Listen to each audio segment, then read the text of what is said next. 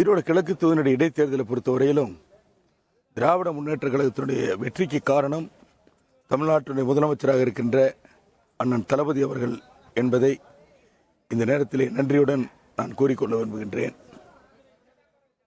ஏனென்று சொன்னால் அவர் தமிழ்நாட்டு மக்களுக்காக பல்வேறு நலத்திட்டங்களை செயல்படுத்தி வருகிறார்.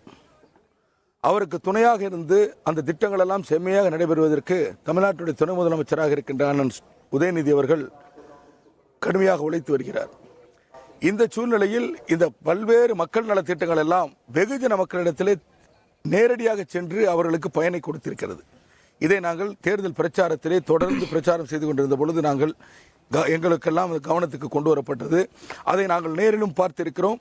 மக்களுடைய சொல்லால் எங்களுடைய காதுகளிலும் கேட்டிருக்கிறோம். அதனால் இந்த தேர்தலை பொறுத்தவரைக்கும் மிகப்பெரிய வெற்றிக்கு காரணம் தமிழ்நாட்டு முதலமைச்சர் அண்ணன் தளபதி அவர்கள் என்பதை மறுக்க முடியாத உண்மை. ஓகே, உங்களுடைய மக்கள் பணிகள், உங்களுடைய நல்லாட்சி காரணம் அப்படிங்கிறத நீங்கள் சொல்கிறீங்க. நிறைய எதிர்கட்சிகள், குறிப்பாக உங்களை எதிர்த்து போட்டியிடக்கூடிய வேட்பாளர் சீதாலட்சுமி அவர்களும் கூட இங்கே பணம் கொடுத்த போன்ற குற்றச்சாட்டோ இல்லை நிறைய உங்களோட ஆட்சி சரியில்லைங்கிற மாதிரியான உங்களை விமர்சித்து நிறைய குற்றச்சாட்டுகள் வைக்கிறாங்க. அதுக்கு பதில் சொல்ல நினைக்கிறீங்களா?